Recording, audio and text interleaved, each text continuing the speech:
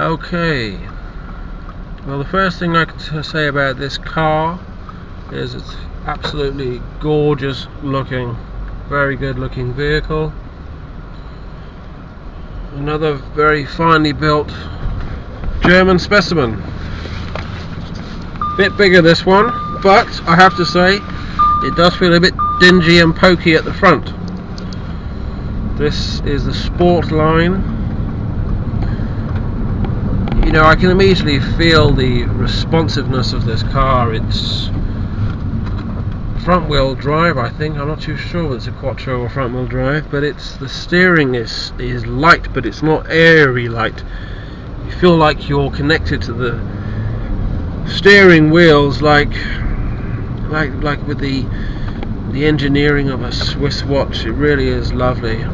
I've just literally got out of an Aston Martin now, which had heavy, horrible steering. But this car, it's almost like I'm flying. It's beautiful. It's power-assisted steering, but it's also enables you to feel as you drive as well. Visibility out of the rear window is particularly small, but it's not enough to hinder you, to worry you about that side of things. The rear, the mirrors, side mirrors are at a good level, good visibility there. Could do with a bit more headroom. In fact, I'm actually banging my head on the ceiling now, and the only way I'm getting away with it is because my head is sticking through the sunroof part. So it is a very, very low car. The braking on this car, although it's powerful and feels responsive, it does feel a bit grabby. It's not a sharp grabbiness, but it kind of feels that once you're putting the brakes on, it's clinging. It's almost hanging on to the brakes, which is not what I want. I want to be able to brake and feel the difference in the pressure I'm applying. It really does feel that you're catching onto the brake disc rather than applying to it. Dashboard on this is very, very nicely designed. Dials beautifully clear. Actually, they're clear, but there's are parts of it which are a bit complicated. The Speedo in particular, I find, is a little bit congested, I think is probably the best word to describe it when it comes to the digits. It'd probably be a better display at night time, I think.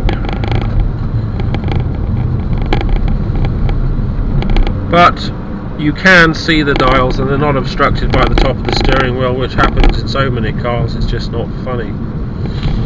But this car does have a claustrophobic feel to it, which is rather disappointing. And to be honest, you know, nobody wants to feel claustrophobic in a vehicle.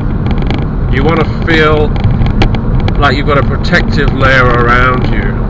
I feel now, even though this is a big car, that I'm sitting in a car which is designed for somebody smaller than myself. It's like a small person's car, but it's not a small person's car at all. It's why should it feel claustrophobic? You know, the gear changes are lovely. This car does feel very sporty. You know, the shocks are fantastic. They're very solid. The gear change is very rapid and very smooth. The interior quality, I would say, is just as good as any Aston Martin. It's lovely. You know, maybe the dashboard's a bit plasticky, a bit cheap in that section, but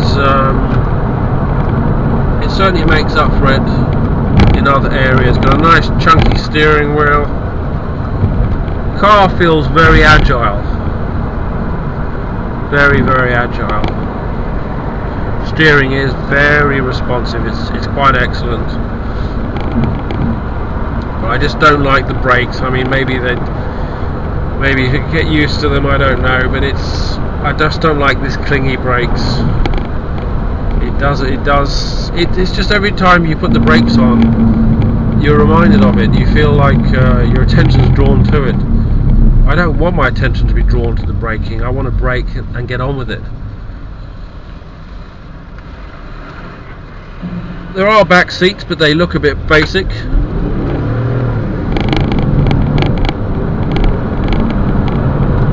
At 60 now. It is pretty rapid, this car.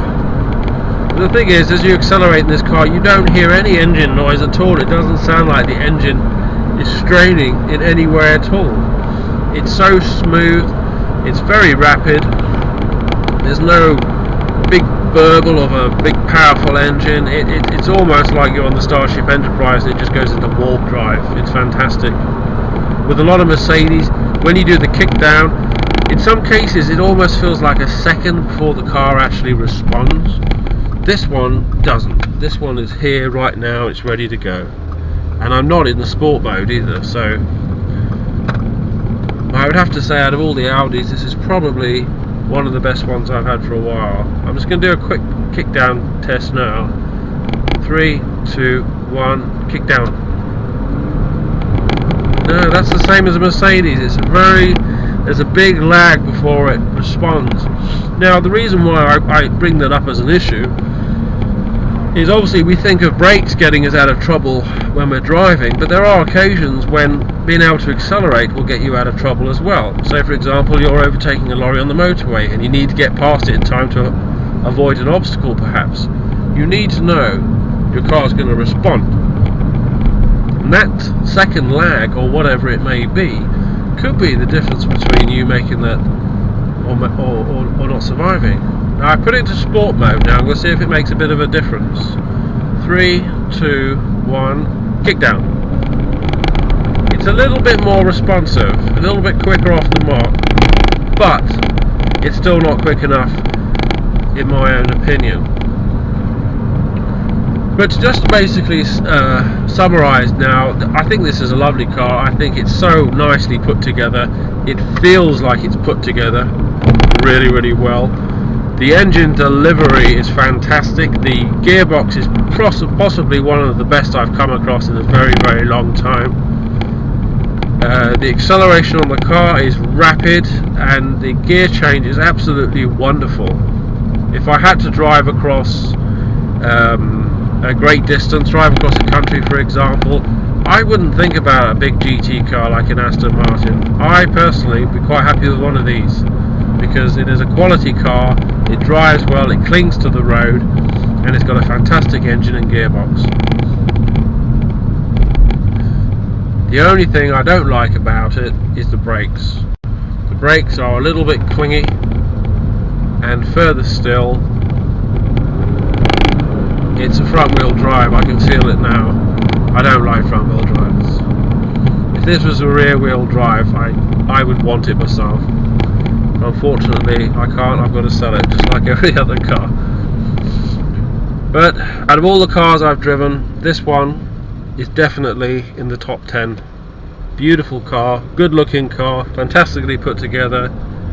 Driving on the roads is an absolute pleasure. I can imagine in the wet the front wheels will be sliding all over the place, but